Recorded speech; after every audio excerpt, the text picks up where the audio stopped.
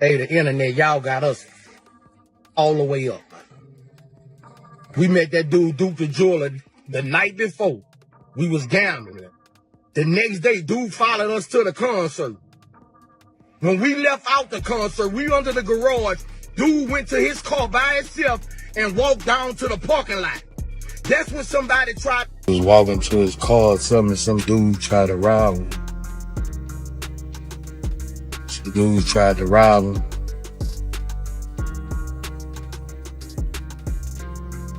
Some dudes had tried to rob me and walked off by himself, bro. I had just met dude yesterday. A jeweler named Duke recently got killed, and the story's really messed up. So I want you to talk about what happened. 50 Cent just dropped a bomb, exposing J. Prince Jr. and Boosie in the shocking Duke the Jeweler setup that's got the whole game talking. The truth he laid out isn't just messy. It's cold, calculated, and chilling to the core. What looked like a friendly dice game now looks like a death trap. And 50 ain't holding back on calling it out. What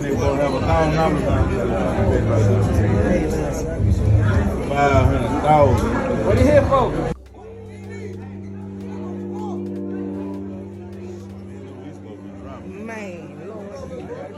Boosie.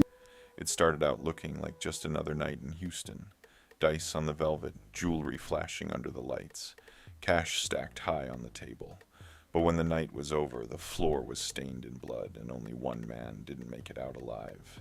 Duke the Jeweler, Chicago's young king who turned dreams into diamonds, walked in thinking it was a game.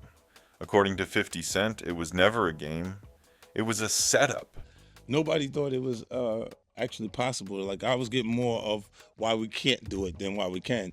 And I was paying for it. From the beginning, 50 has been the one calling out what nobody else in the industry wanted to touch. The night before Duke's death, he was right there with Boosie and J. Prince Jr., laughing it up like brothers. On the surface, it looked like fast friendship, a bond formed over dice and jokes.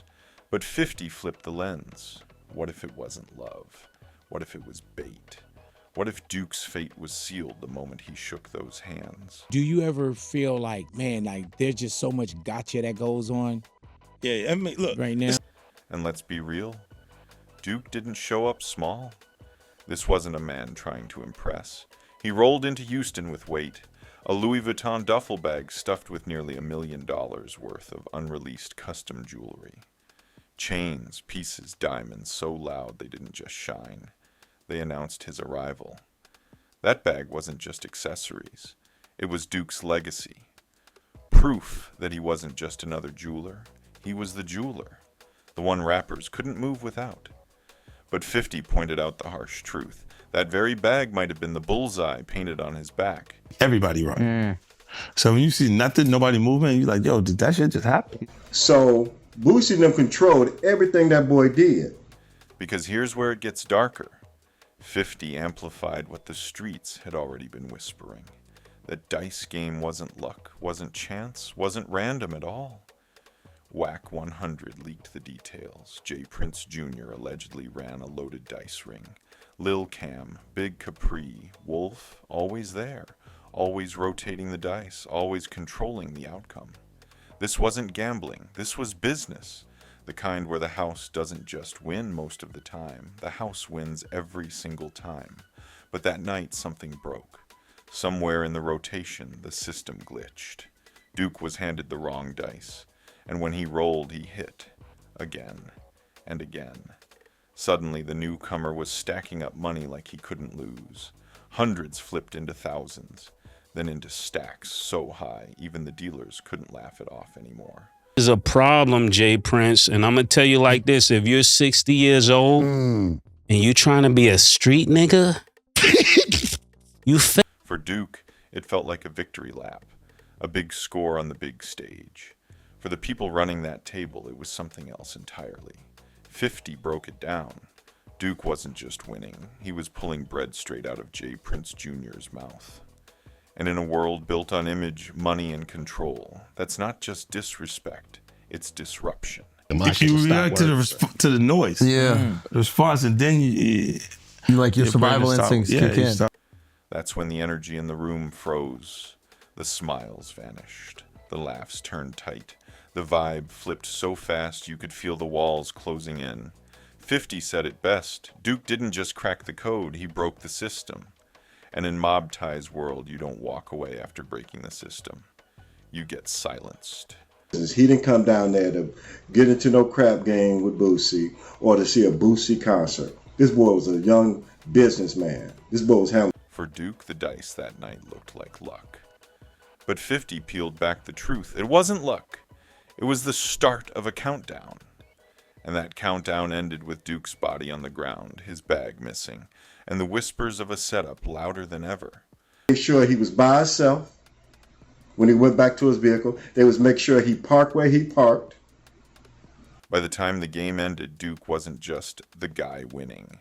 He became the guy no one in that room could afford to let walk away. And if you watch the footage closely, it doesn't look like a friendly night gone wrong. It looks like a mob flick, staged, choreographed, planned to the second. 50 highlighted the most chilling moment. In the middle of the game, a man in a red hoodie casually strolls over. No chaos, no yelling, just a tap on Boosie's nephew's arm. One quick touch, then he walks away like nothing happened. To a stranger, it looks like nothing, but to anyone who knows how these high-stakes rooms work, that wasn't a pat. That was a signal, a silent green light. One thing about it was, look at everything that transpired. They had the dice game the night before. He say that the boy followed him to the concert the next day. And the heartbreaking part? Duke wasn't clueless. He felt it.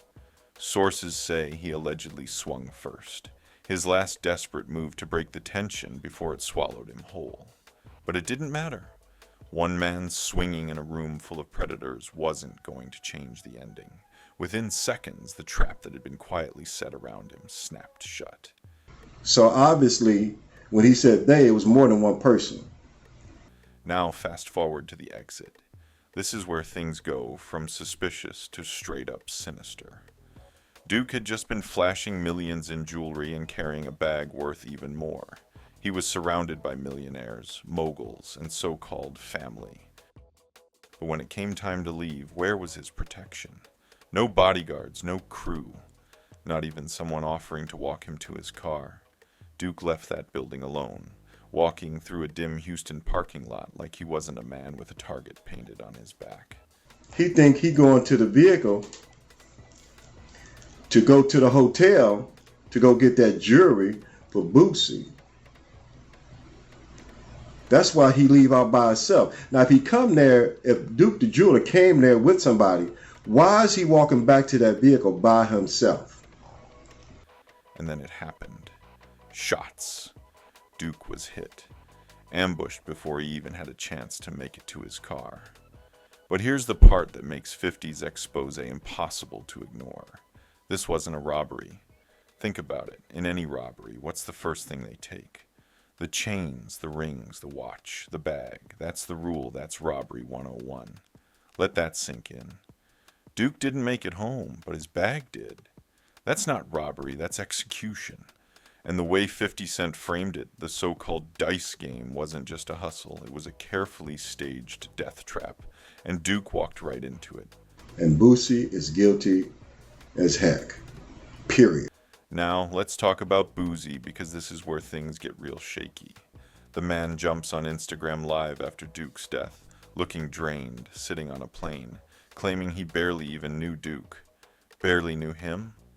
The same Duke who was supposed to make you a custom piece? The same Duke you allegedly invited down to Houston for business. The receipts don't lie, but Boosie sure tried to.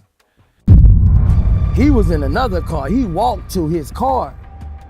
His car was outside the arena under where we was. It was on side the parking lot, so he had to walk to his car.